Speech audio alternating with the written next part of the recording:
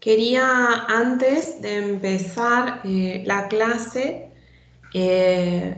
mencionarles que mañana tendremos... tengo que enchufar mi compu. Denme un segundito que me olvidé de enchufar la computadora y se va a apagar en cualquier momento.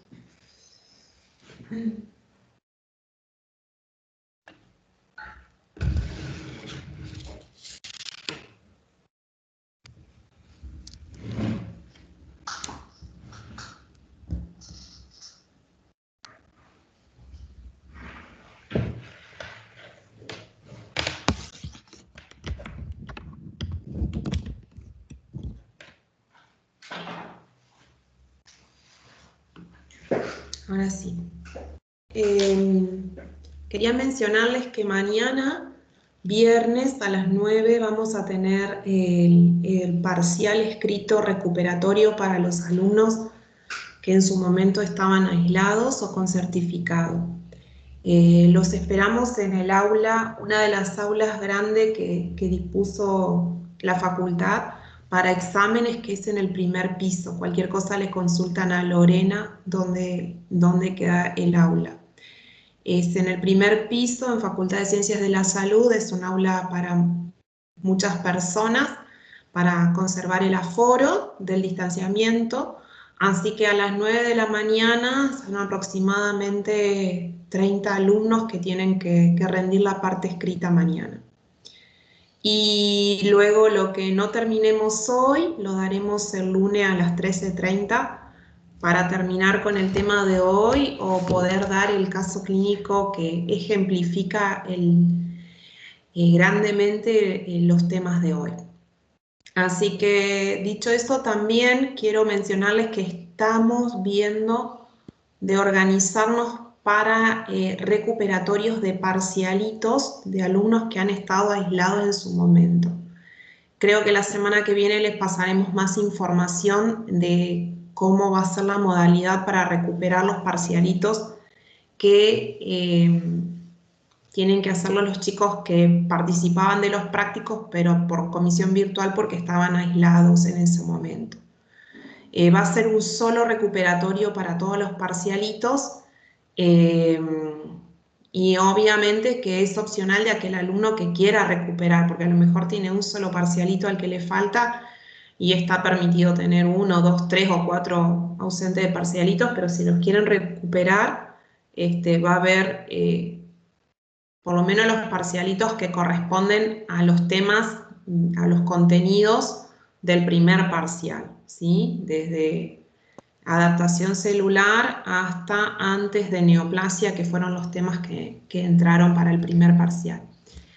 La semana que viene les daremos más detalle de esto, pero para que aquellos que quieran recuperar parcialitos vayan preparando los temas a partir del lunes.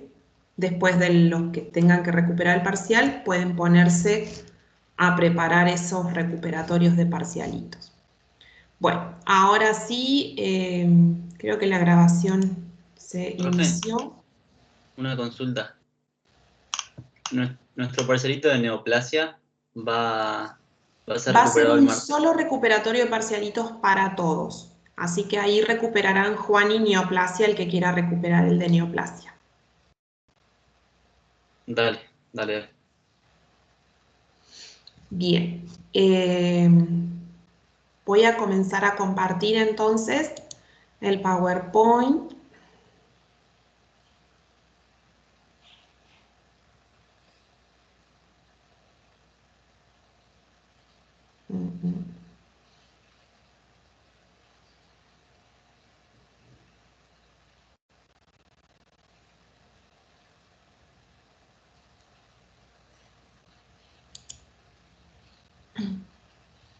No sé si ustedes están viendo o no todavía. No, profe, todavía no se ve. Ok.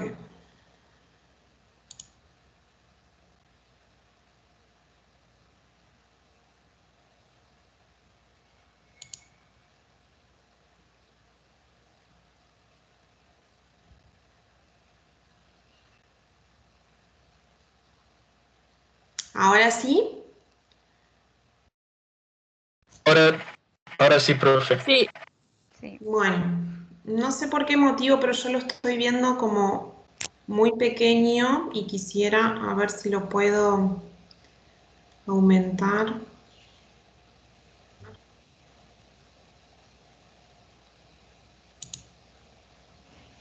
Mm, mm.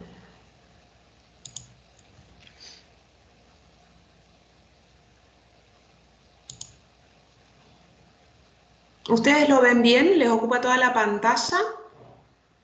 Sí, profe, se ve bien. Sí, profe. Yo lo veo espectacular. Ya, bueno, pues yo lo veo así de chiquito y me parece que me va a ser complicado.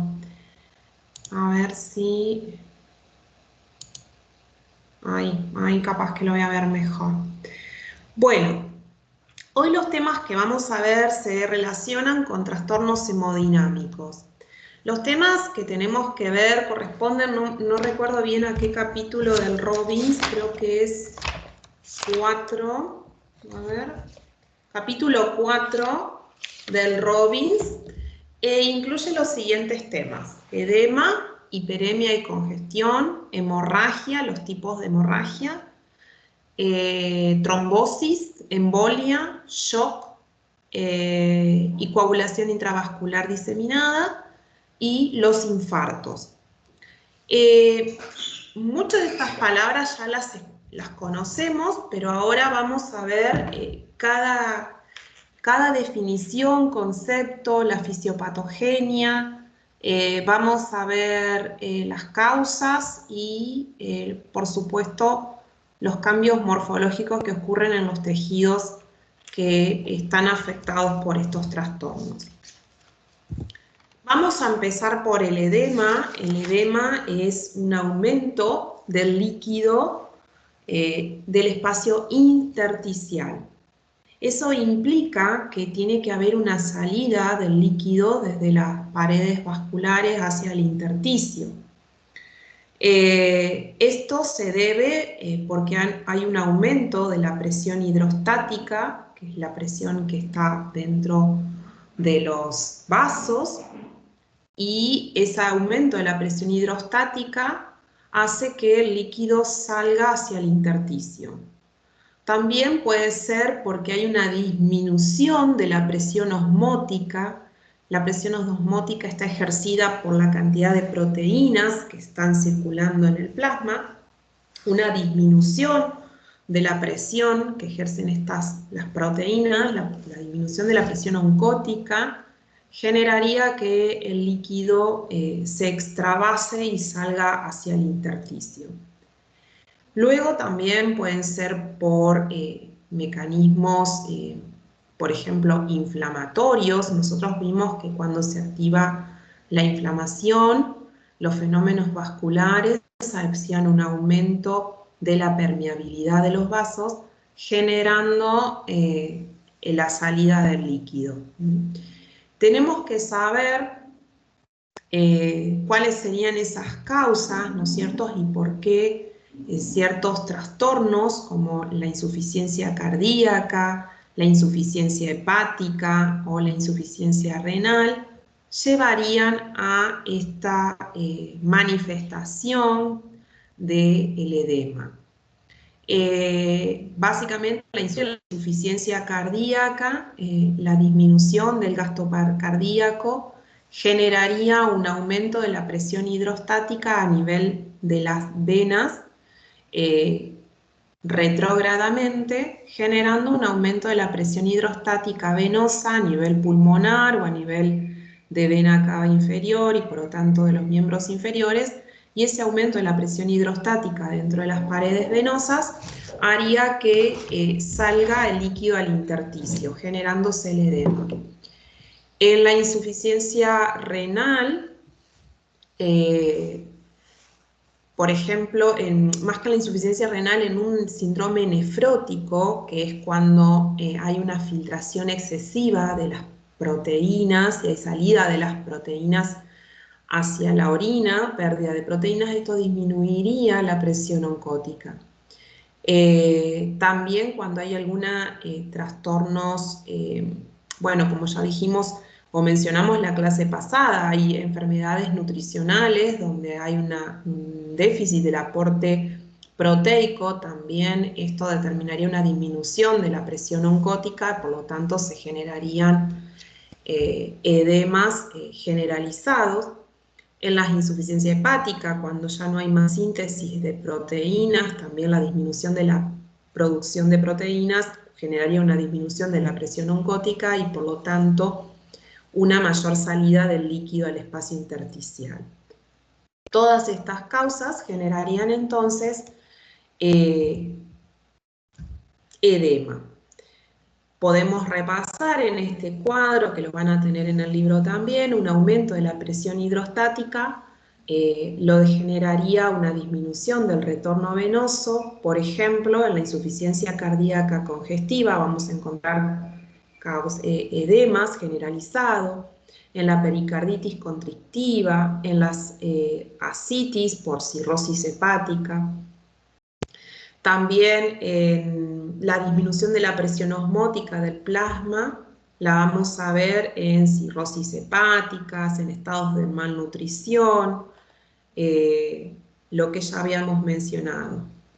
También otra causa de edemas que serían la obstrucción a nivel de los vasos linfáticos, porque el líquido, la obstrucción linfática de los vasos linfáticos lo que hacen es drenar al edema.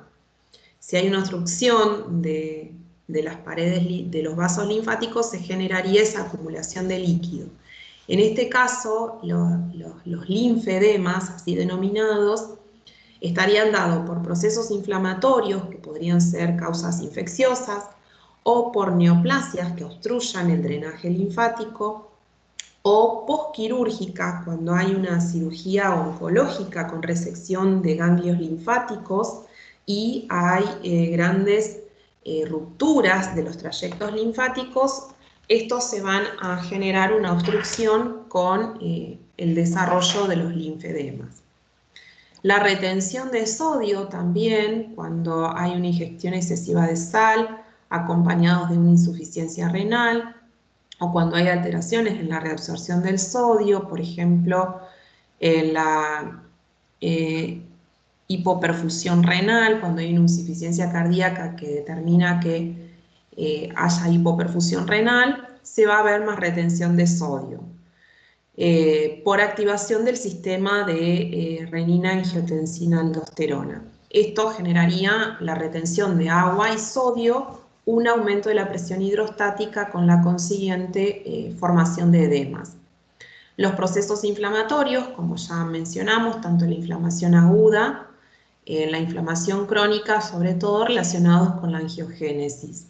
Cuando los vasos están neoformados, que no tienen una pared completa, se permite la salida de líquido formando los tejidos de granulación que siempre son edematosos. Lo que tenemos que recordar, o como morfología, que va a depender que el edema puede presentarse tanto en los tejidos intersticiales, pero también en cavidades. Entonces tenemos que tener en cuenta en qué localización, si el edema es localizado en un órgano, en varios órganos, si afecta al tejido subcutáneo únicamente, o si también está afectando a espacios viscerales como la pleura, el peritoneo, el pericardio. En tales casos van a tener denominaciones específicas.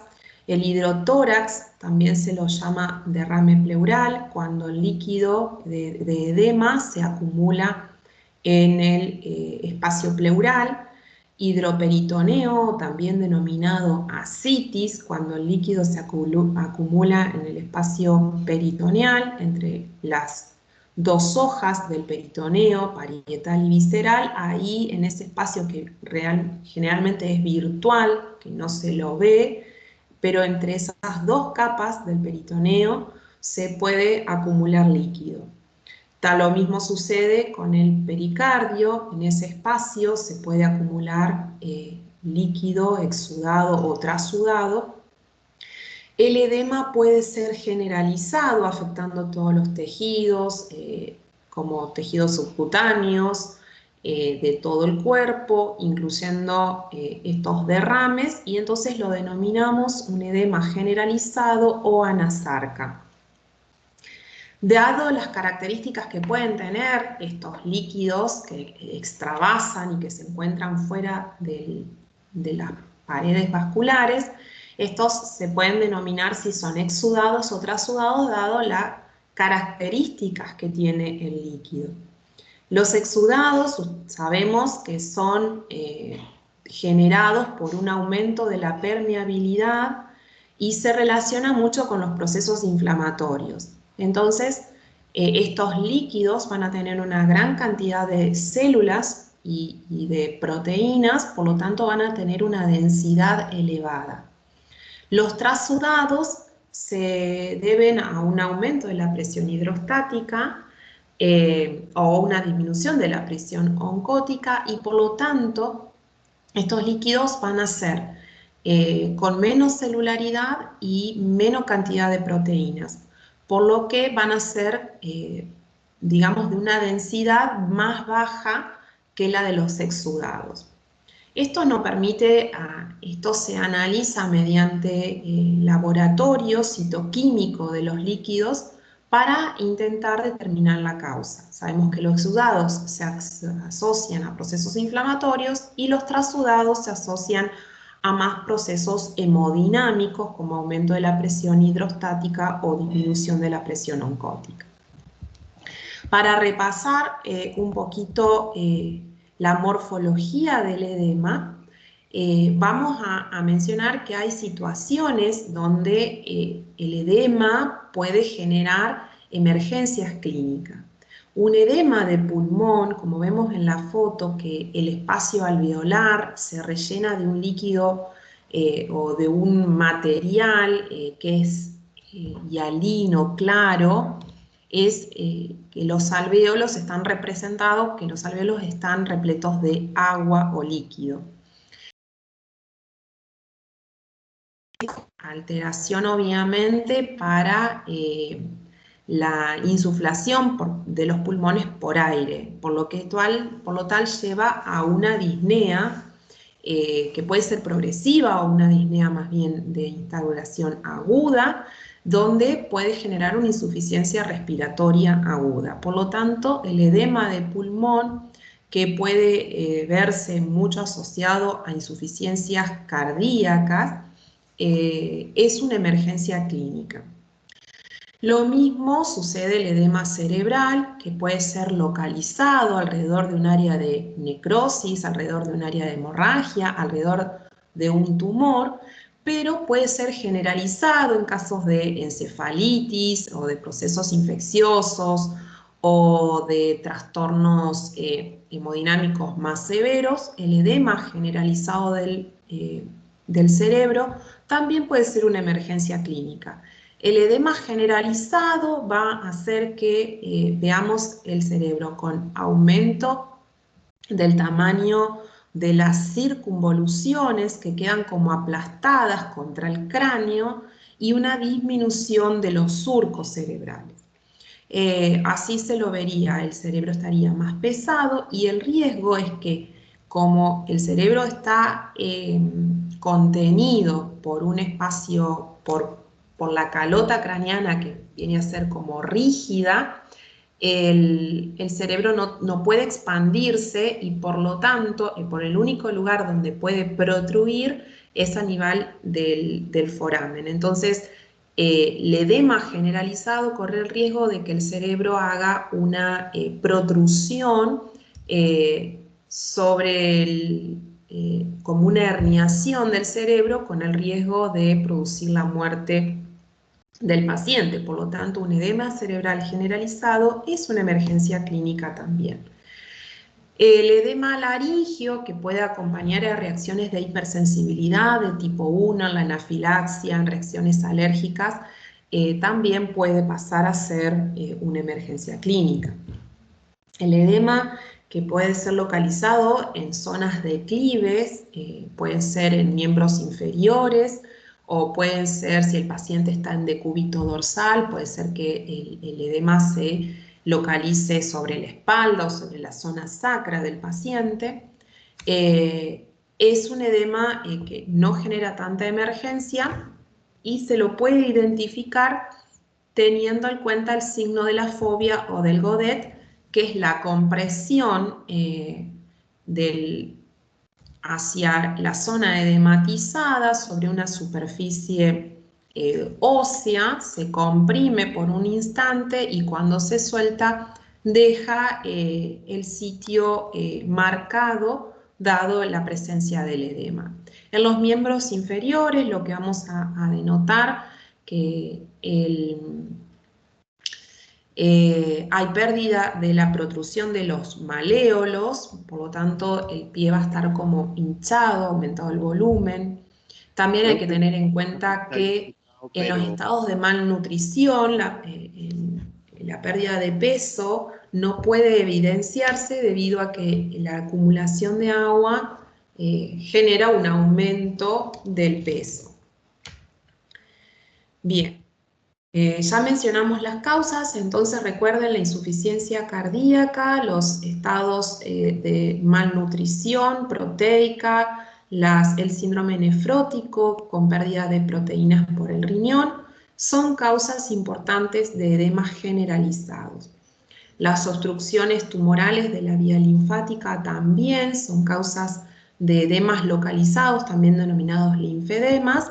Por ejemplo, antes era más frecuente, actualmente esta patología del linfedema asociado al cáncer de mama se ve mucho menos. En este caso, por el cáncer de mama, el linfedema ocurre por la gran extirpación de ganglios axilares con ruptura de los vasos linfáticos y por lo tanto el brazo se edematizaba por las grandes resecciones quirúrgicas que seguían a un cáncer de mama. Actualmente esta complicación posquirúrgica del cáncer de mama se han disminuido bastante porque se intentan hacer cirugías conservadoras y intentando no extirpar tantas cadenas ganglionares axilares a través de la aplicación del ganglio centinela, que ya vamos a ver cuando veamos cáncer de mama. Otra causa del linfedema, de causa inflamatoria, de etiología infecciosa, es la elefantiasis, donde hay una infección que afecta específicamente a los vasos linfáticos, los destruye, los ocluye, entonces se generan, sobre todo a nivel de las piernas, grandes edemas que van a alterar también la morfología de la piel, generando este aspecto de una pierna de elefante, de ahí la denominación de esta enfermedad. Para pasar a hiperemia y congestión, son dos fenómenos vasculares que se generan por condiciones diferentes. Vamos a hablar que la hiperemia es un proceso activo por el cual aumenta la irrigación a nivel del terreno capilar arteriolar, por ejemplo, en fenómenos de un proceso inflamatorio, donde sabemos que ante una activación de la inflamación, lo primero que ocurre es una vasodilatación arteriolar con el enlentecimiento de la circulación, que denominamos éstasis. Eso es lo que cuando ocurre como un fenómeno activo, el flujo vascular a nivel arteriolar aumenta, lo denominamos hiperemia.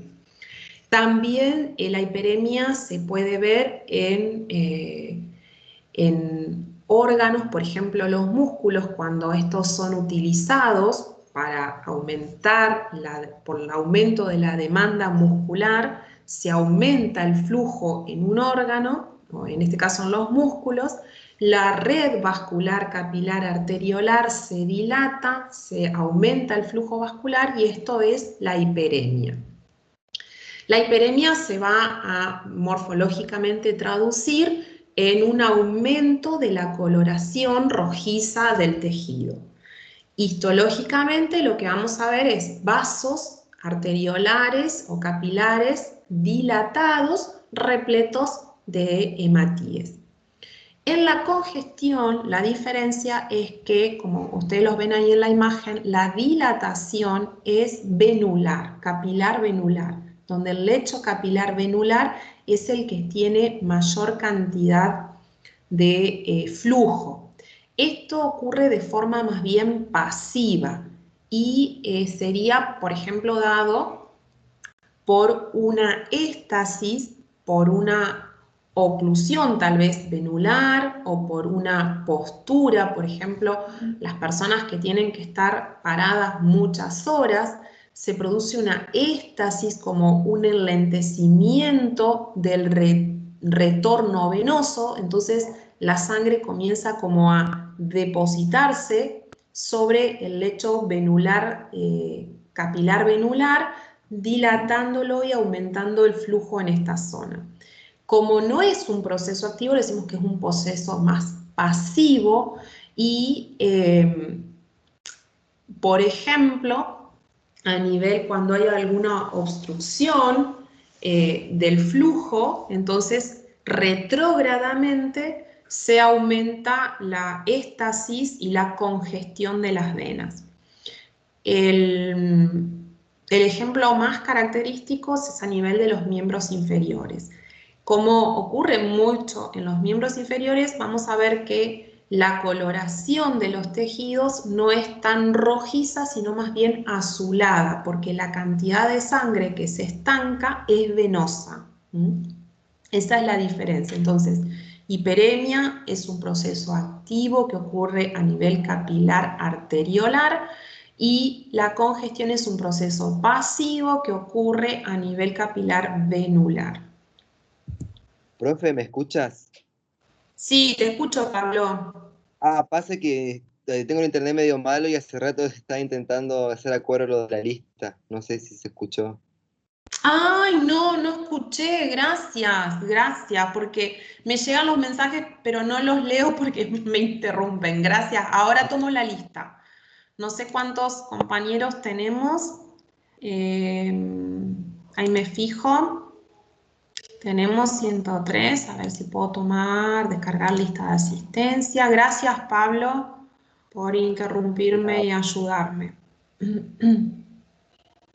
Ya descargó la lista de asistencias, así que podemos seguir. Fíjense en esta imagen que corresponde a un corte macroscópico de un hígado donde vemos congestión, ¿sí? Entonces, posiblemente en un paciente que tenga insuficiencia cardíaca congestiva, el aumento, digamos, o el enlentecimiento del retorno venoso hacia el corazón hace que se genere una congestión a nivel de vena cava inferior, a nivel de la vena hepática. Y esta congestión se nota entonces en este órgano que es el hígado. Vamos a ver que las zonas que están alrededor de la vena central son más congestivas, están más rojizas que el hígado común, dando este aspecto moteado en la coloración del hígado. Eso es un evento que suele suceder mucho porque la insuficiencia cardíaca es una entidad clínica bastante frecuente. No puedo avanzar, a ver aquí, ahí está. Dado que esta congestión pasiva que puede ocurrir en el hígado va a afectar a los hepatocitos que están alrededor de la vena central, pero no a los hepatocitos que están más cercanos a al espacio portal, ¿sí? Sino que la congestión se va a traducir alrededor de la vena central, como están viendo en esta imagen. Bueno, déjenme repasar a ver que no me olvidé de decirles nada. ¿Algunas dudas hasta aquí? La congestión, si me olvidé de mencionarles porque no tengo imagen, pero la congestión también puede afectar al pulmón en casos de insuficiencia cardíaca izquierda. Ustedes saben que si por algún motivo el corazón no es capaz de bombear el volumen cardíaco anterogradamente por la aorta, la sangre se acumula en ventrículo, en aurícula y la congestión se va a traducir a nivel de los pulmones.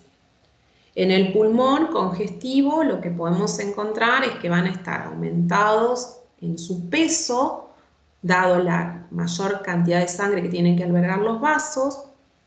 Vamos a ver a nivel microscópico que los capilares venulares van a estar dilatados y llenos de hematíes. Inclusive, muchas veces en la insuficiencia cardíaca crónica, esa congestión a nivel de los vasos pulmonares va a llevar a cierta extravasación de los glóbulos rojos, que va a ser fagocitada por los macrófagos alveolares y van a ser, digamos, como unas células muy características de la insuficiencia cardíaca, que son macrófagos alveolares cargados de hemosiderina, ¿sí? Porque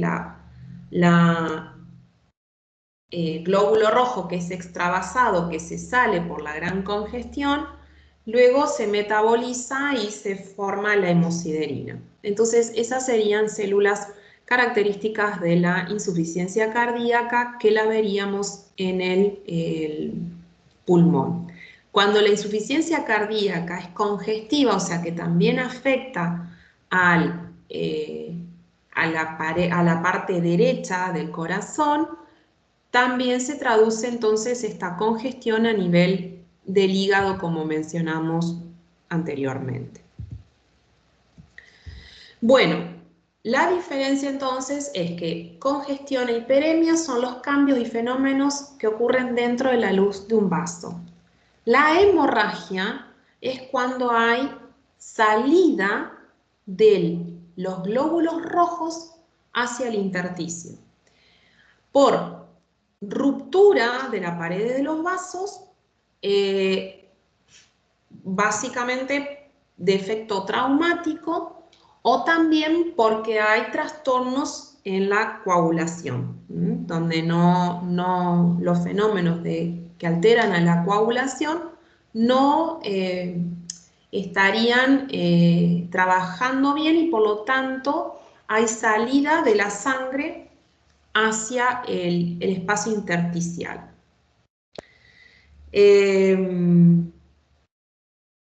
Las rupturas vasculares pueden afectar arterias, pueden afectar a venas grandes y cuando afecta a vasos grandes pueden ser secundarias a traumatismos o a erosiones de la pared. Las hemorragias, la salida de la sangre puede ser interna o externa. La salida externa, hay pérdida de la sangre y por lo tanto hay pérdida de hierro. Las salidas de las hemorragias internamente, hay disminución del volumen vascular, pero no hay pérdida de hematíes porque no hay pérdida de hierro porque este se reabsorbe. El tamaño que tengan las hemorragias las vamos a denominar, según el tamaño que tengan, las vamos a clasificar en petequias, cuando son sangrados muy pequeños, donde generan lesiones hemorrágicas que miden entre 1 y 2 milímetros, o sea, son como pequeños puntitos hemorrágicos. Las petequias por lo general se asocian a un aumento de la presión intravascular por congestión, por ejemplo. También se deben a pérdida de plaquetas, cuando hay una plaquetopenia, una trombocitopenia, estos se asocian a petequias. Cuando hay déficit de factores de coagulación, también se manifiestan con petequias. Las petequias pueden verse en la piel, pero también están afectando a órganos internos, solamente que no los podemos ver y solo se manifiestan a nivel de la piel o mucosas. Las púrpuras son aquellas hemorragias que tienen un tamaño mayor que las petequias, pero no superan los 3 milímetros. También se asocian a las mismas causas que las petequias, pero también se pueden observar en traumatismos pequeños o enfermedades de las paredes de los vasos, como las vasculitis. Y las equimosis son aquellas hemorragias que son de gran tamaño. También se los denomina hematomas cuando se localizan a nivel subcutáneo. Lo que tienen de característicos es que estos hematomas, al ser subcutáneos, puede verse en su evolución el cambio de la coloración que sufren. Al inicio, la hemorragia de un hematoma es de color rojizo, con el tiempo se vuelve azulado, y con el metabolismo de la hemoglobina va cambiando, se vuelve verdoso y amarillento. Entonces, eso es los cambios de coloración que se pueden observar en un hematoma. También denominado equimosis cuando no comprometen al tejido subcutáneo. Las hemorragias, al igual que el edema, puede afectar al espacio de las serosas. Entonces podemos ver hemorragias en la pleura y las llamaríamos hemotórax. Si afecta al pericardio, le llamamos hemopericardio. Si afecta al peritoneo, le llamamos hemoperitoneo. Si afecta a las articulaciones, le denominamos hemartrosis. Y así. Entonces, esas serían las características de las hemorragias. Vamos a ver algunas imágenes. Aquí tenemos una hemorragia, no es subcutánea, es subungual. Tiene más de 3 milímetros, así que lo llamamos una equimosis o hematoma. Fíjense la coloración que adquiere, al principio rojiza, luego azulada o negruzca y luego va a ir tomando diferentes tonalidades. Estos podrían ser petequias o púrpuras que se observan en la mucosa del intestino, en tal caso. Recuerden que cuando son muy pequeñas tienen con su origen o la disminución de las plaquetas o la disminución de los factores de la coagulación o pequeñas enfermedades de las paredes de los vasos como las vasculitis. Esto es el pericardio, donde estamos viendo una superficie serosa lisa y brillante, pero que permite ver las petequias en la superficie del órgano.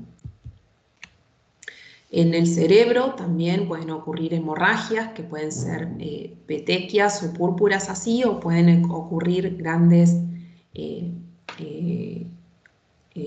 hematomas que están relacionados muchas veces a la ruptura de los vasos por la hipertensión arterial, lo que se denomina ACV hemorrágico.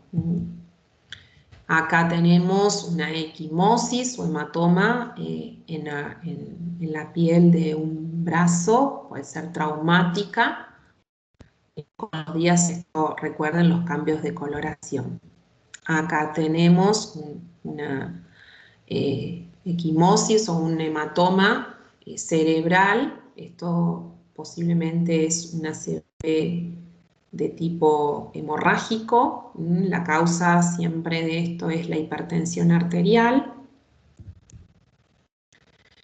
Y bien, ahora, antes de pasar a otro gran tema, que es la trombosis, la enfermedad trombótica, tenemos que recordar la hemostasia.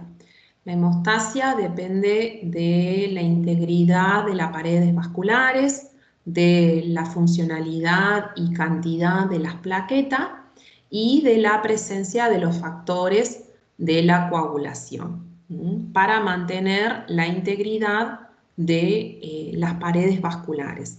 Ante pequeñas rupturas vasculares donde se exponen sustancias trombogénicas, enseguida se activa la cascada de la coagulación para rellenar mediante la formación de un trombo el sitio de ruptura y mantener así la hemostasia de la sangre. Sabemos que es importante recordar la función del endotelio en cuanto a su actividad trombótica, antitrombótica y protrombótica, porque para mantener este equilibrio o homeostasia es necesario que estén reguladas las dos partes. Esto tiene que ver las propiedades antitrombóticas, quienes inhiben a la agregación plaquetaria, la prostaglandina, el óxido nítrico, la unión e inhibición de la trombina mediante la antitrombina 3 y la proteína C, los factores antitrombóticos también como función de fibrinolisis, es el activador del plasminógeno tisular, y los efectos protrombóticos están dados por la estimulación y agregación plaquetaria, por el factor de von Willebrand, factores procoagulantes, el factor tisular, los factores de unión de la coagulación, inhibición de la fibrinolisis como el inhibidor del TPA. Las plaquetas sufren tres procesos, que es la adhesión plaquetaria a través del factor de von Willebrand, la secreción y liberación de sus gránulos y luego la agregación plaquetaria. La cascada de coagulación que teníamos que repasar, la vía intrínseca, la vía extrínseca, no me voy a detener mucho en esto. La importancia de la cascada de la coagulación es que convierte proenzimas que están inactivas y que terminan en la formación de una trombina. La participación de la trombina también en procesos inflamatorios. La coagulación queda localizada en sitio de la lesión por ensamble de fosfolípidos con el calcio para que no sea diseminada en todo el organismo. Tanto la vía intrínseca como la extrínseca lo que hacen es confluir en la activación del factor X. La vía intrínseca se activa por el factor 7 y la extrínseca se activa por el factor tisular. La cascada de la coagulación se restringe para que no se continúe y se perpetúe esta cascada por antitrombinas, por medio del plasminógeno que se convierte en plasmina, por el endotelio que regula el equilibrio entre coagulación y anticoagulación. La enfermedad trombótica, así como enfermedad, está predispuesta porque hay o una lesión endotelial o estados de hipercoagulabilidad o por trastornos en el flujo sanguíneo. Esto se denomina la tríada de Virchow. Estos tres factores pueden actuar en conjunto o con que haya alguno de estos alterados se predispone a la formación de trombos. O sea que hay pérdida de la homeostasis entre los factores procoagulantes y los anticoagulantes. Hay una pérdida de esto debido a cualquiera de estos tres factores alterados. La lesión endotelial, al haber alguna lesión de los endotelios, no solamente del endotelio vascular, sino también del endocardio, por ejemplo, durante un infarto agudo de miocardio, el endocardio, que pasa a estar necrótico, es un evento que puede desencadenar la formación de un trombo intracardíaco. El endocardio que recubre las válvulas, si hay algún proceso inflamatorio que genera una alteración a nivel del endocardio de las válvulas, predispone a la formación de un trombo sobre las válvulas cardíacas. Por ejemplo, en las arterias, una lesión endotelial dada por un ateroma ulcerado, eso ya lo mencionamos dentro de las complicaciones de la placa, eso predispone a que sobre este ateroma, que tiene una fisura o una ulceración, se desarrolle un trombo que termine aumentando la oclusión del vaso. En la hipercolesterolemia, cuando nosotros estudiamos la aterosclerosis, dijimos que el aumento del colesterol y el colesterol oxidado por o las LDL oxidadas predisponen a la lesión de los endotelios. La radiación, cuando hay tratamientos radiantes o exposiciones a radioterapias o largas exposiciones a radiación iatrogénica, generan lesión de los endotelios y se favorece la trombosis. El humo del cigarrillo, habíamos dicho que tiene tantas toxinas que destruyen y lesionan los endotelios, favoreciendo el desarrollo de trombos. Otro de los factores de la tríada de Virchow eran las alteraciones del flujo. El flujo laminar, cuando hay pérdida del flujo laminar, el flujo laminar está dado porque las células se disponen en una forma que los glóbulos rojos y las plaquetas vayan en un sentido muy laminar, así no se predispone a la agregación plaquetaria. Cuando se pierde el flujo laminar, entonces se favorece a que las plaquetas comiencen a agregarse y comienza así de esta forma la formación de un trombo. Cuando hay pérdida del flujo laminar, cuando hay ateromas, ulcerados o no, cuando hay aneurismas, eso ya lo mencionamos como complicación de la aterosclerosis aórtica, dijimos la dilatación y esa dilatación pérdida del flujo laminar, esto predispone a que entonces se formen trombos, el infarto de miocardio, porque dado que cuando perdemos masa muscular del corazón, no todo se va a contraer de forma armoniosa, sino que va a quedar una zona contráctil, que es la no infartada, y la zona infartada no se va a contraer. Entonces se va a formar un flujo alterado dentro de la cavidad cardíaca que predispone a la formación de los trombos. La policitemia vera, que es una enfermedad de la médula ósea que hace un aumento de las células sanguíneas, predisponería también a la formación de trombo porque en la policitemia hay un aumento de las células precursoras de las plaquetas y por lo tanto un aumento de las plaquetas en la sangre periférica, generando estados una mayor cantidad de células dentro de la pared del vaso que alterarían al flujo laminar también.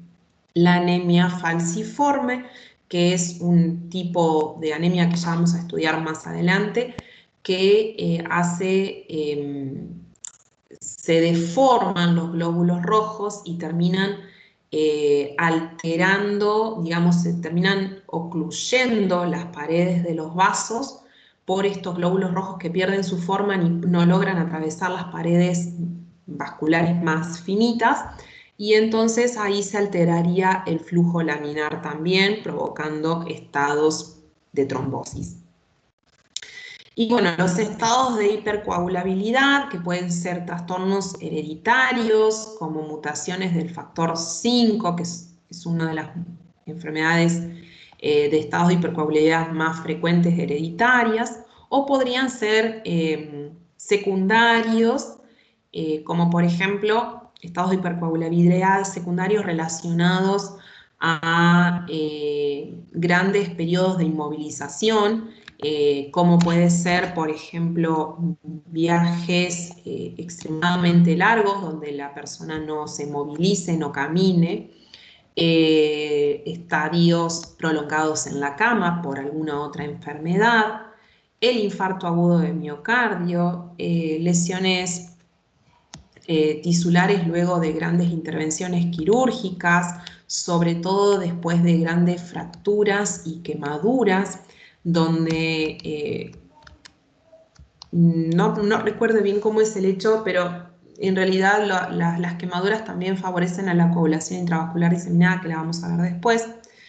El cáncer genera estados de hipercoagulabilidad como manifestaciones secundarias o síndromes paraneoplásicos, que los vimos.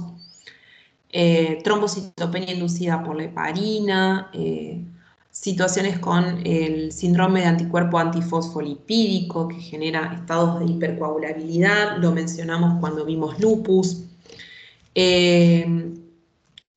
Algunos estados secundarios que tienen un menor riesgo de generar estados de hipercoagulabilidad, pero que son importantes, como la fibrilación auricular. La fibrilación auricular es una arritmia cardíaca que se genera posterior a una estenosis de la válvula mitral. Entonces, la válvula mitral estenosada lo que generaría es una dilatación de la aurícula y esta empieza a latir, digamos, a tener una frecuencia cardíaca elevada, y entonces, como tiene latidos irregulares, el flujo ahí cambia y se pueden generar trombos intraauriculares relacionados a la estenosis de la mitral y la fibrilación auricular subsecuente. Ciertas miocardiopatías, síndromes nefróticos, estados hiperestrogénicos que favorecen a la hipercoagulabilidad y otras causas de menor riesgo que están ahí denominadas. Bueno, la morfología, lo que vamos a ver es la formación de trombos que pueden ser intracardíacos, arteriales o pueden ser venosos. Los trombos intracardíacos también se denominan trombos murales porque están adheridos a la pared del corazón. Lo más frecuente observar es posterior a un infarto agudo de miocardio, que dado la alteración en la contractibilidad y la alteración del flujo, se desarrollan trombos dentro del ventrículo, como estamos viendo. No sé si yo paso el cursor, ¿ustedes ven la flechita? ¿O no ven? Yo no, profe. No se ve. No sé cómo hacer para señalar. ¿Alguien me puede indicar?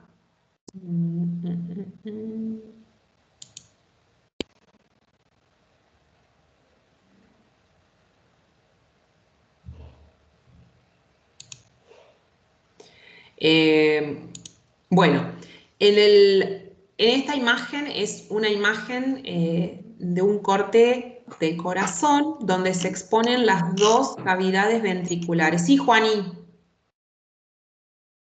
Ah, perdón, tenía el micrófono prendido. Sí, pensé que me querías ayudar a ver cómo puedo mostrarles lo que quiero remarcar en la foto. No, profe, no tengo idea. Perdón. Ok. Si compartiera la pantalla de la compu, capaz que sí, ¿no? Estamos en la 32. Voy a dejar de compartir un poquito y voy a compartir más vale la pantalla de mi compu para que ustedes puedan ver el cursor y yo orientarlos mejor con las imágenes.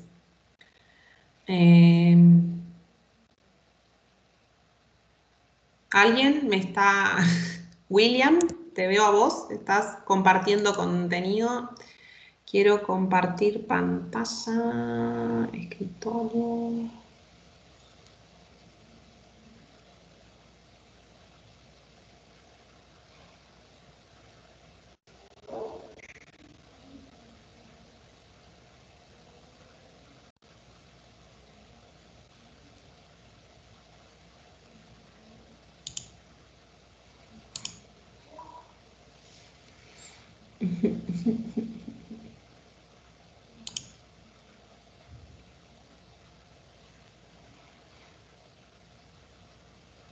¿Ahí están viendo mi pantalla o no? Sí, profe. Sí, pero Ok.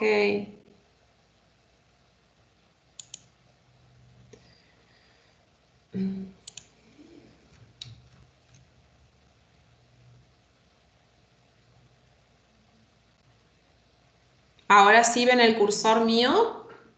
Sí, ahora sí. Ok. Bueno, entonces, esto es el ventrículo izquierdo, ¿sí? Pared libre, septo interventricular, ventrículo derecho, ¿sí? Acá tenemos la válvula mitral que separa de la aurícula izquierda. Y lo que vemos dentro de la aurícula dentro del ventrículo izquierdo es una masa que corresponde a un trombo mural.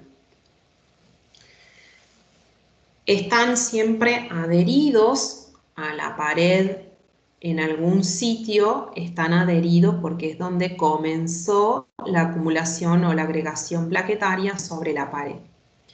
Este es otro tipo de trombo que está ocurriendo dentro de una dilatación aneurismática. Esta es la aorta abdominal. Acá tenemos las salidas de las arterias renales, acá tenemos un riñón, acá tenemos el otro. Y acá por debajo de la salida de las renales y por encima de la bifurcación hay una dilatación aneurismática. Y fíjense cómo está totalmente ocupada esta cavidad o esta dilatación por un trombo.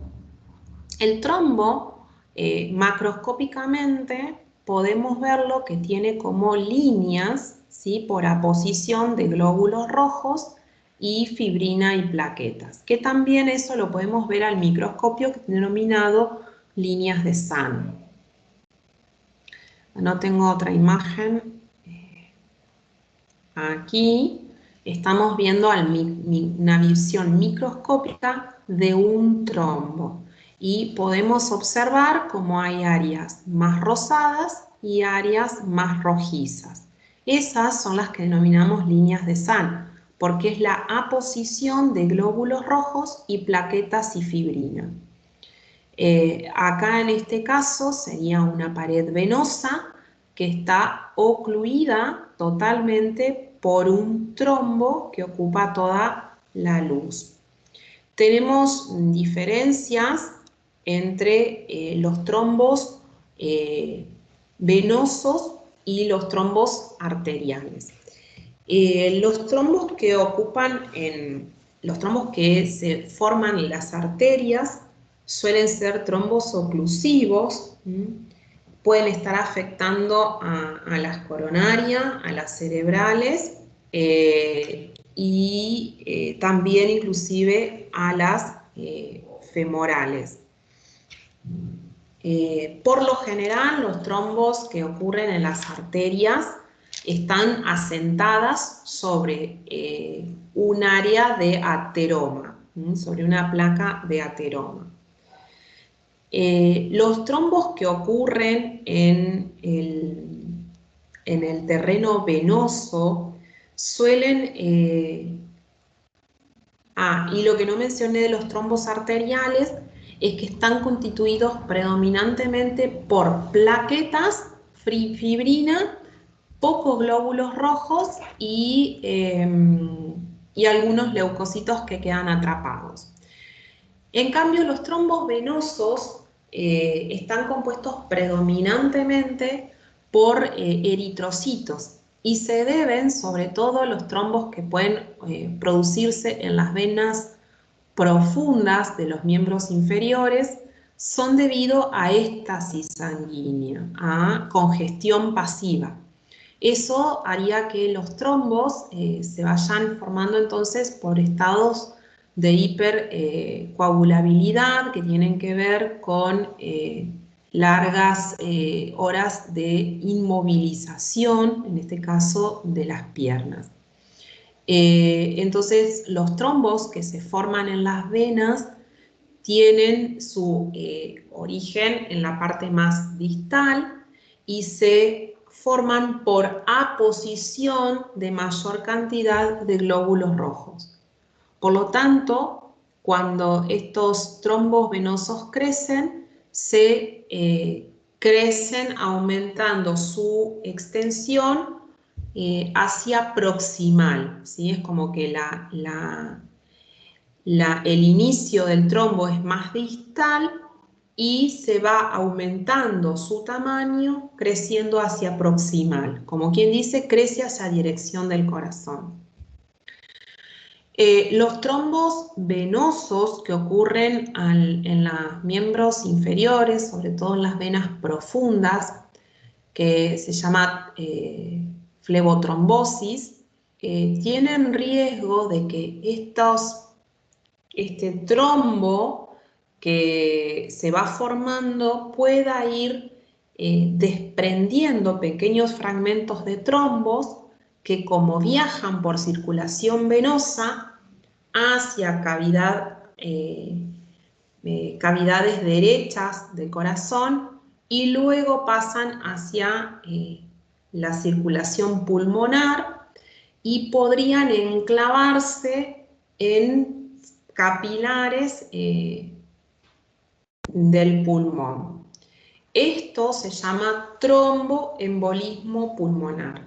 O sea, la complicación de estos trombos venosos de miembros inferiores es que pueden desprender pequeños fragmentos del trombo que viajan por la circulación y se enclavarían en sitios distales de menor diámetro, en vasos de menor diámetro, enclavándose en la circulación pulmonar. Eso es el riesgo de los trombos venosos. Hay una diferencia entre los trombos que ocurren en personas con vida, que es esta línea morfológica que se puede ver al microscopio, que son las líneas de Sand, que es la posición entre glóbulos rojos y plaquetas y fibrina. Entonces van delimitando como bandas de aposición de plaquetas que se ven de color rosado y aposición de glóbulos rojos que se ven de color rojo. Los coágulos post-mortem, que es cuando se detiene ante la muerte, se detiene toda la circulación, se hace una éstasis de glóbulos rojos por debajo y un sobrenadante de plasma. Eso se estanca en los vasos, pero difieren de los verdaderos trombos porque no están adheridos a la pared del vaso y porque no tienen estas líneas de aposición de Sand, sino que es más bien todo los glóbulos rojos decantan y el sobrenadante queda hacia encima. Esa es la diferencia con los coágulos o trombos post-mortem. Ahora sí conviene ver cómo es la evolución de un trombo, qué es lo que puede pasar. Si tenemos, por ejemplo, una de las consecuencias de un trombo es la propagación del trombo hacia el corazón. Esto, como les mencionaba, es un aumento del tamaño del trombo, del contenido en plaquetas y fibrinas, que causan la obstrucción total del vaso. Otro sería la embolización o embolia, que cuando se desprenden fragmentos del trombo y enclavan en circulación distal a nivel pulmonar, si el trombo estaba en venas, se enclava en la circulación pulmonar. Si el trombo estaba dentro del corazón, era un trombo mural cardíaco, se va a enclavar en cualquier arteria distal del cuerpo. Otra es la resolución, que por medio de procesos fibrinolíticos el trombo desaparece y se restablece la circulación. Y otro que ocurre muchas veces a nivel de los trombos venosos, de vena cava o de trombos hemorroidales, es la organización y recanalización. En estos trombos que se pueden producir focos y áreas de fibrosis y de inflamación dentro del trombo, como se arman focos de fibrosis y de inflamación, lo que se va a activar es la neovascularización. Entonces van a desarrollarse nuevos canales vasculares por donde la luz del vaso vuelve a ser permeable y los restos del trombo pueden ser organizados e incluidos en la pared del vaso. Esos serían entonces los eventos evolutivos de un trombo. Bien, ahora pasemos a la embolia. ¿Qué es la embolia? Es un desplazamiento de una masa sólida, líquida o gaseosa que se arrastra por la sangre, por la corriente sanguínea y que se enclava en un sitio distante a su punto de origen. El 99% de estos émbolos se originan en un trombo, que es el tromboembolismo. La consecuencia de una embolia siempre es el infarto en el órgano distal al punto de enclavamiento. Entonces, tenemos diferentes tipos de embolia. La embolia pulmonar, que ocurre bastante frecuente en pacientes hospitalizados que permanecen largos periodos de tiempo inmovilizados. Los émbolos surgen en el 95% de los casos de trombos que se originaron en miembros inferiores, en las venas profundas de miembros inferiores. Dependiendo del tamaño de ese émbolo, de esa masa que se enclava, dependiendo de ese tamaño, es la manifestación que aparece. Porque si los émbolos son pequeños, casi que no van a dar síntomas. Ahora, si el tamaño de la masa es muy grande y ocluye vasos principales, puede generar infartos. Este es en caso de un gran émbolo que esta es la arteria pulmonar y el émbolo era tan grande que ocluye las arterias pulmonares.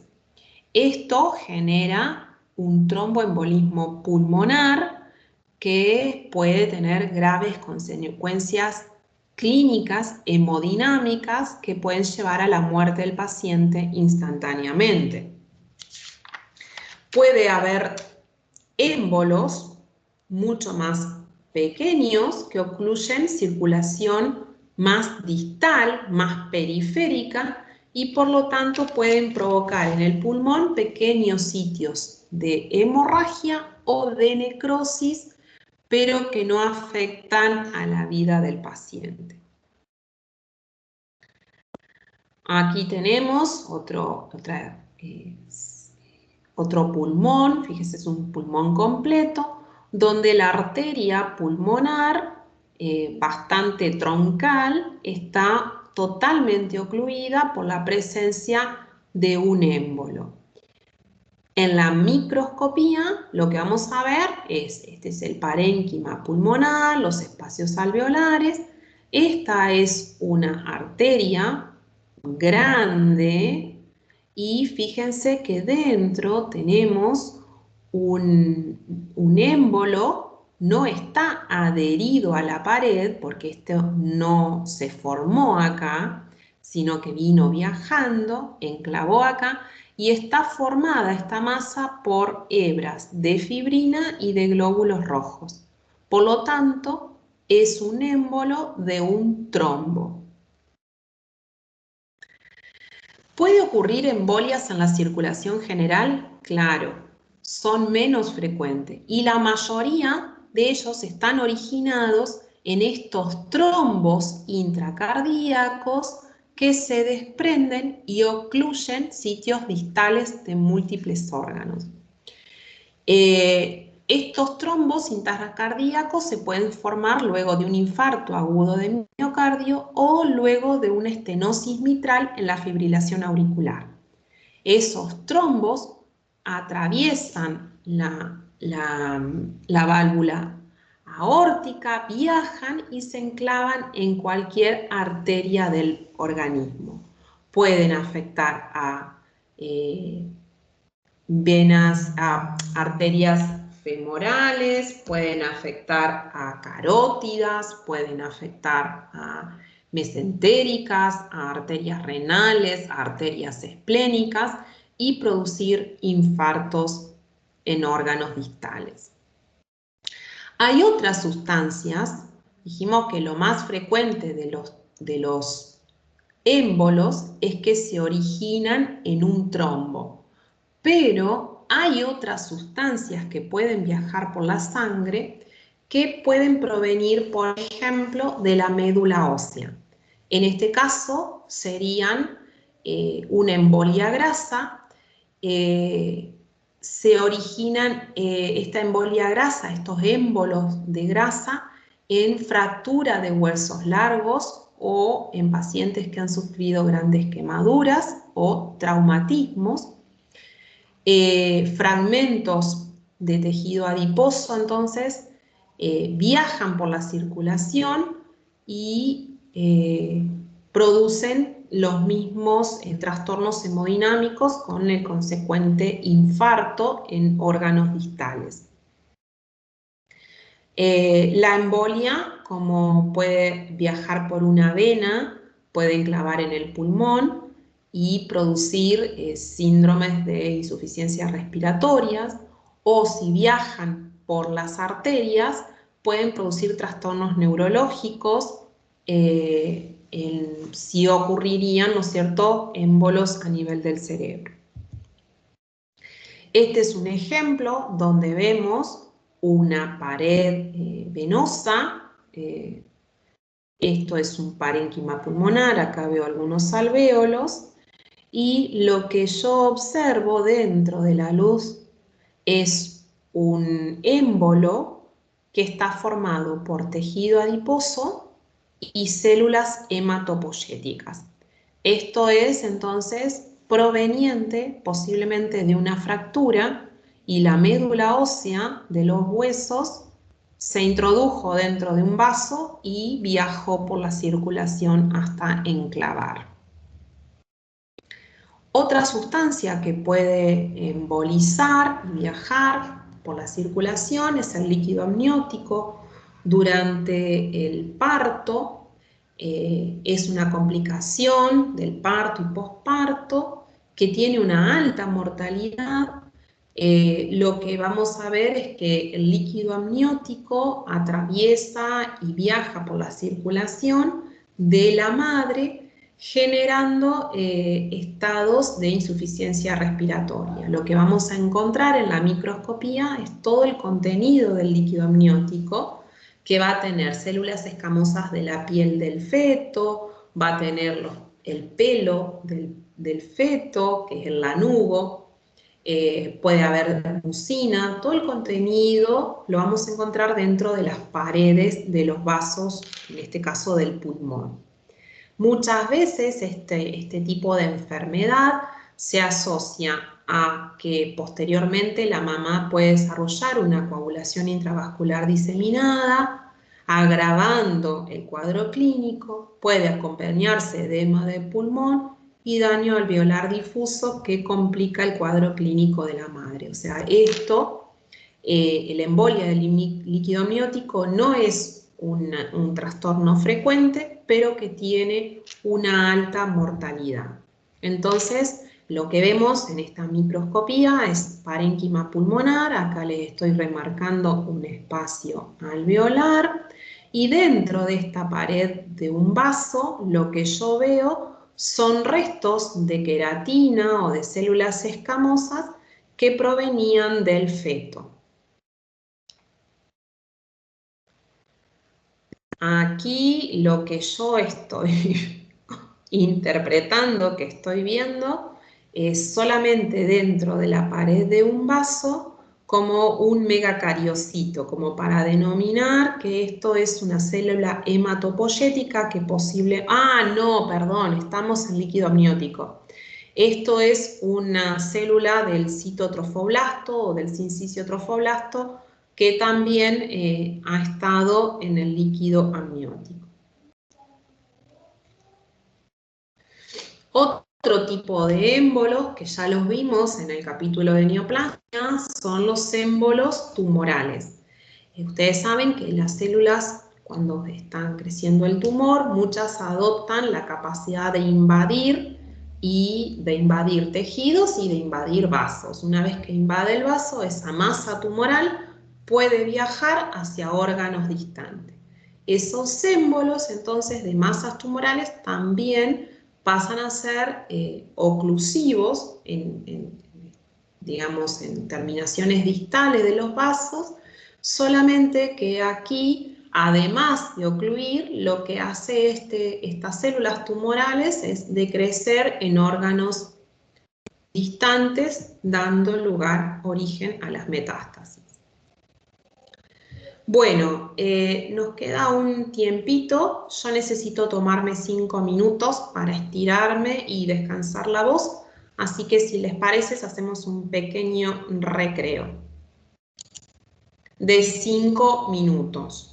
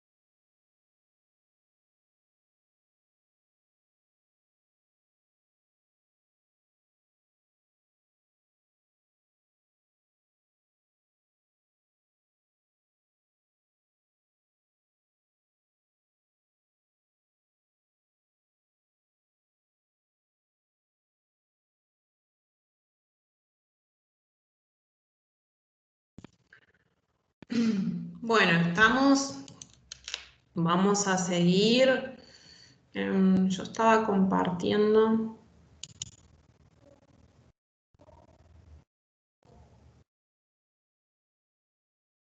Ustedes ya ven mi pantalla, ayúdenme porque...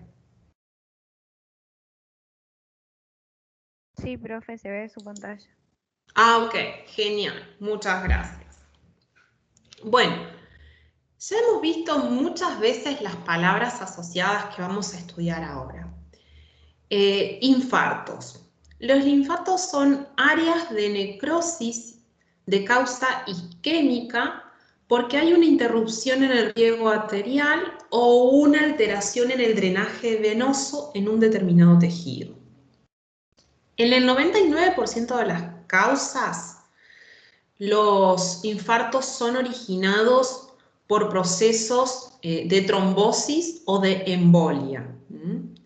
Menos frecuentemente, los infartos se desarrollan por un vasoespasmo, por una compresión extrínseca de una arteria o arteriovena, por una torsión vascular o traumatismos. Los infartos los clasificamos en rojos o blancos y también pueden ser sépticos cuando están originados en algún foco infeccioso.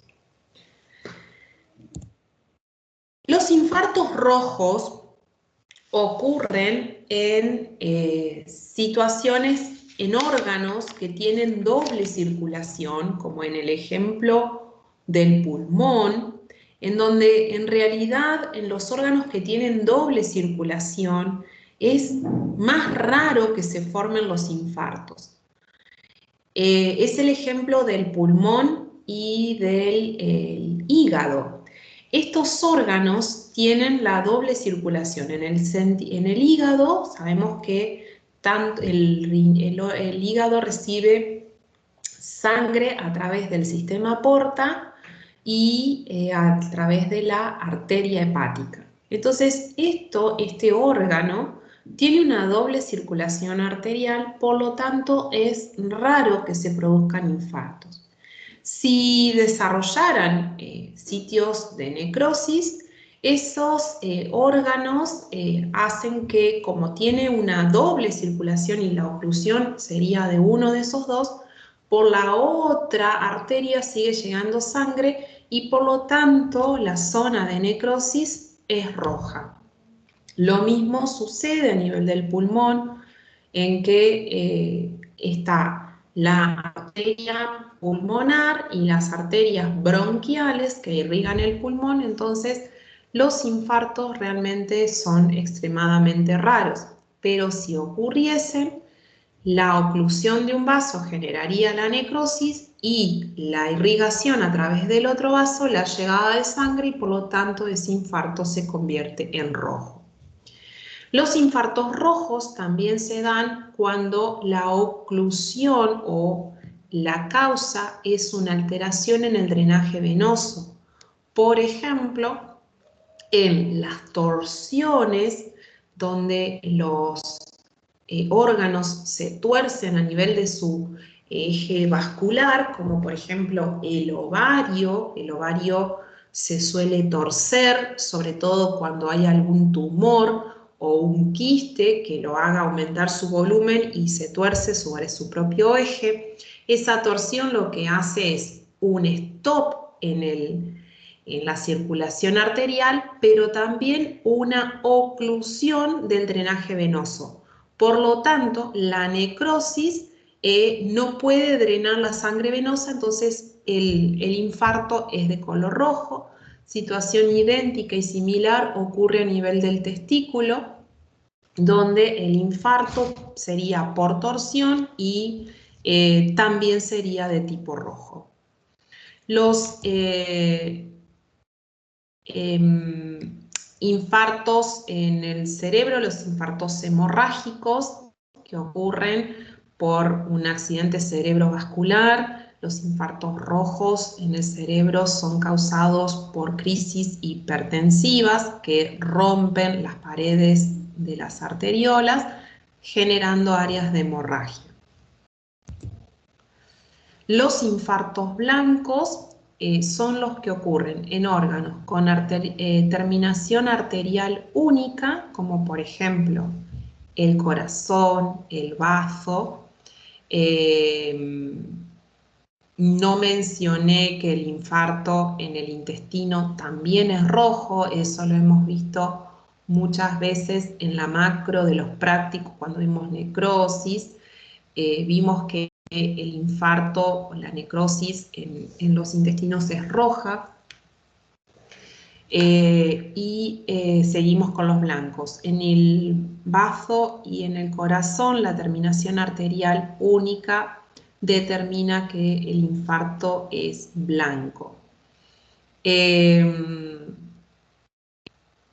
Muchas veces en estos órganos los infartos tienen forma de cuña o triángulo, donde la base del triángulo es la superficie del órgano y el vértice corresponde a el vaso ocluido.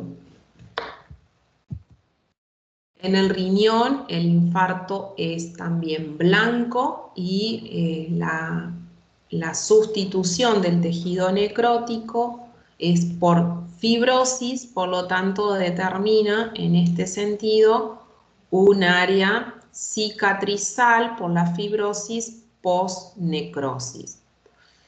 Es importante recordar, no tengo ninguna imagen microscópica, pero ya hemos visto nosotros que la necrosis post-isquemia por oclusión vascular genera una necrosis de tipo coagulativa en casi todos los tejidos, excepto en el cerebro.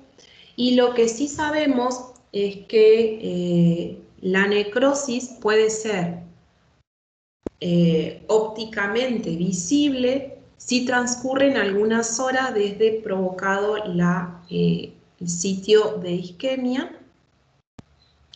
hasta que se desarrolla la muerte celular. Tienen que pasar algunas horas para que luego pueda verse al microscopio. Por ejemplo, quiero decir con esto, lo explico de otra forma, que si ocurre un infarto, supongamos en el corazón, y el paciente fallece, posiblemente yo no evidencie morfología de un infarto. Lo que sí puedo ver es la causa del infarto, podría encontrar la arteria coronaria ocluida. Para que yo pueda ver los cambios morfológicos del infarto, tienen que transcurrir unas horas entre el inicio del infarto y los hallazgos morfológicos. Si transcurren más de 12 horas entre el infarto y los hallazgos morfológicos, yo puedo encontrar la necrosis coagulativa. Nosotros ya hemos visto cómo se observa, que yo veo una conservación de la arquitectura, veo una mayor eosinofilia de las células y una falta de núcleo. Entonces yo podría ver la necrosis coagulativa. Si yo observo ese tejido a las 24 o 48 horas posteriores del inicio de la necrosis, ya no solamente voy a ver la necrosis, sino que comienza ustedes recuerdan que la inflamación aguda, una de las causas de la inflamación es la necrosis. Entonces, 24 a 48 horas se inicia la respuesta inflamatoria. Entonces, en las primeras horas comienza la inflamación aguda. Las enzimas leucocitarias degradan los restos de la necrosis. Unos 3 a 4 días posteriores comienza la inflamación crónica con los macrófagos que empiezan a digerir y a eliminar los restos de la necrosis y comienza el fenómeno de reparación con cicatrización, dependiendo en qué órganos estemos. Recordemos que el infarto de cerebro es una necrosis licuefactiva, no genera inflamación posterior y por lo tanto no hay remodelación, ni regeneración, ni reparación del tejido cerebral. Con respecto a, entonces, según los días que ocurren del infarto, podemos tener diferentes hallazgos morfológicos. Eso es lo que quería denominar. Si el paciente no fallece, pueden quedar zonas cicatrizales, como en este caso del riñón.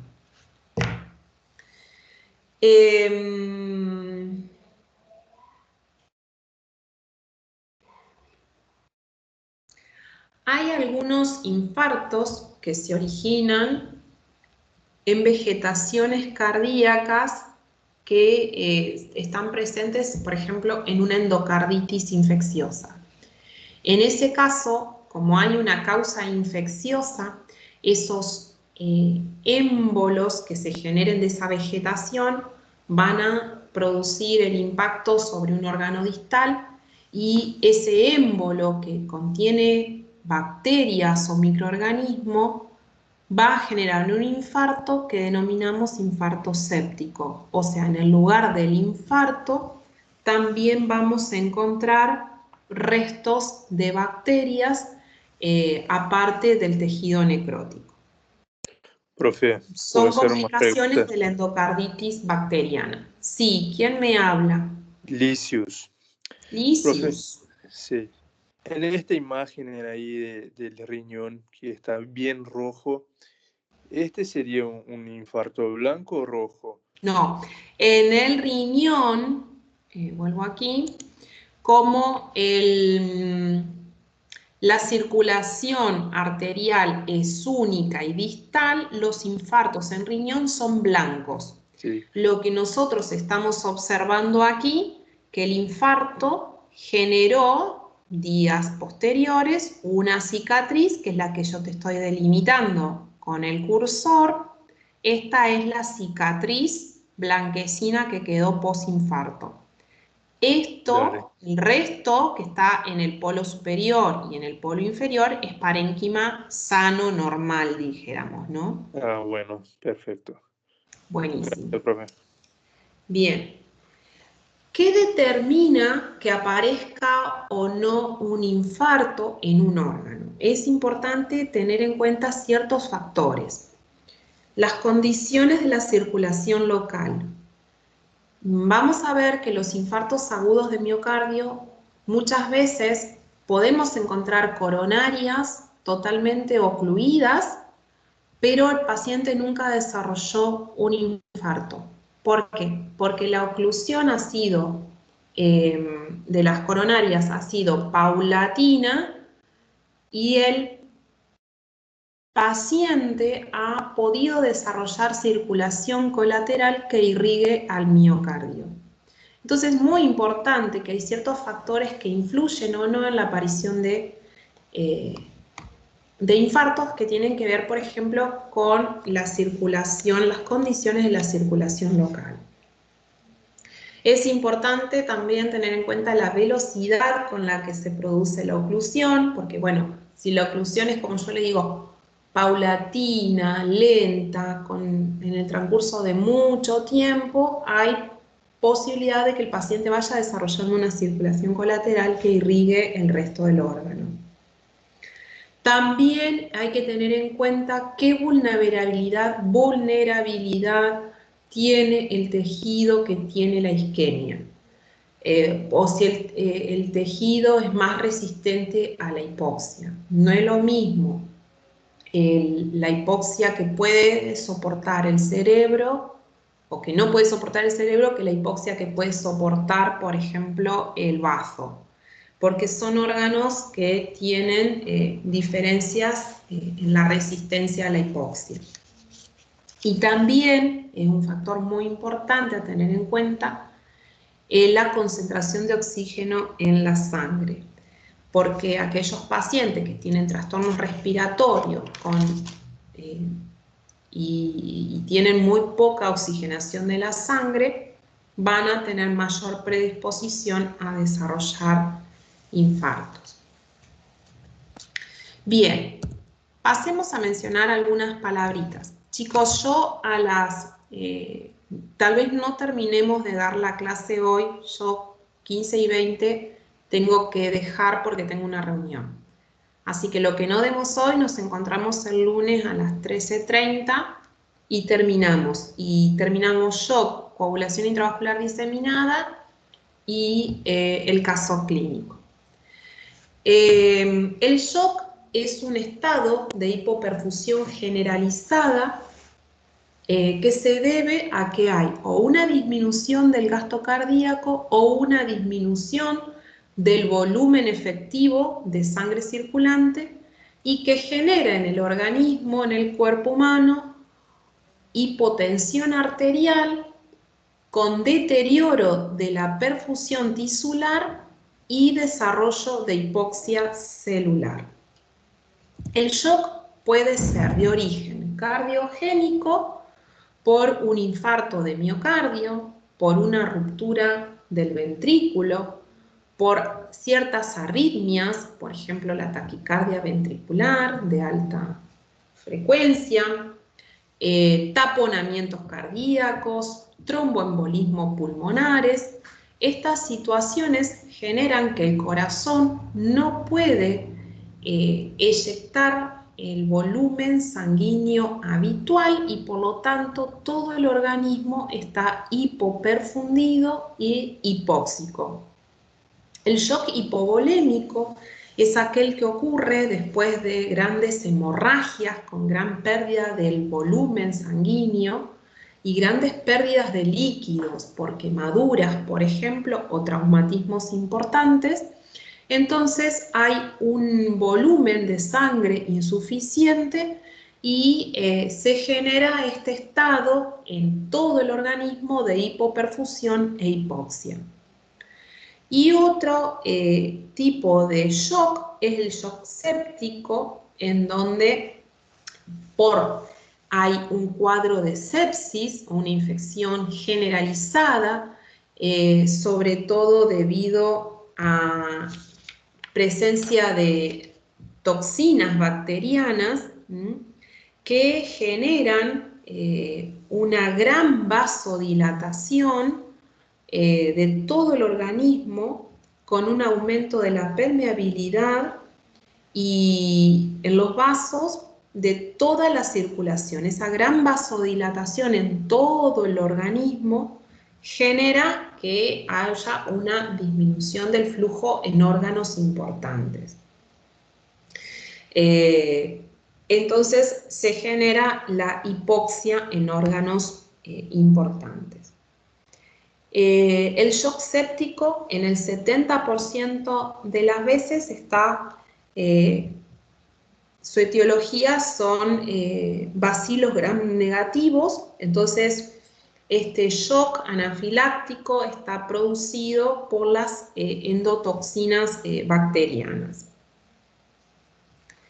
El shock tiene fases, una fase inicial no progresiva, en donde el paciente genera mecanismos reflejos compensadores. Entonces, por ejemplo, ante la gran vasodilatación genera un aumento de la frecuencia cardíaca.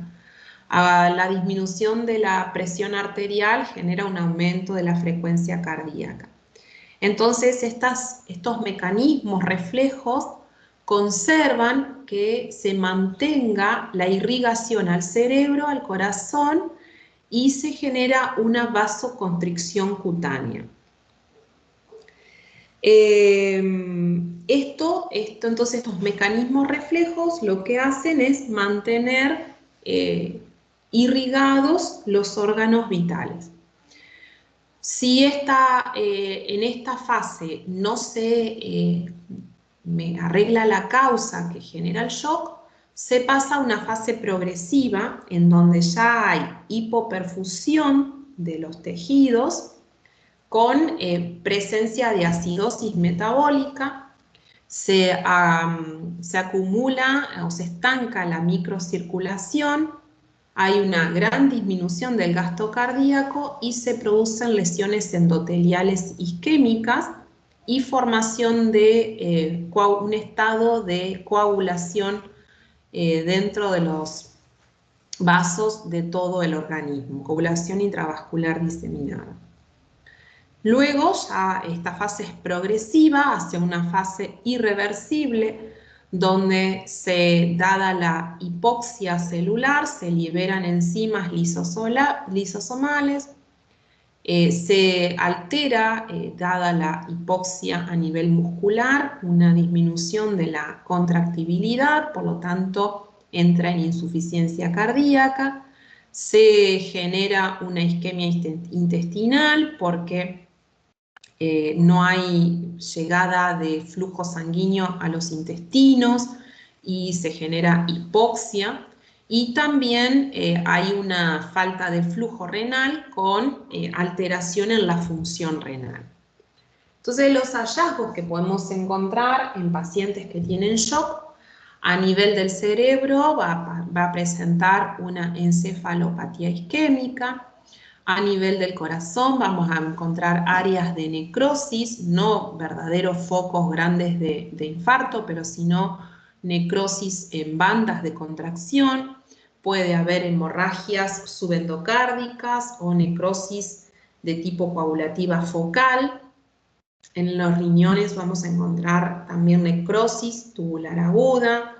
En los pulmones vamos a encontrar lesiones alveolares difusas. A nivel de las suprarrenales, lo que vamos a hacer es que la suprarrenal activa la gran, digamos, síntesis de cortisol, entonces por el estrés, y entonces lo que podemos hallar es una disminución de los lípidos de la corteza suprarrenal.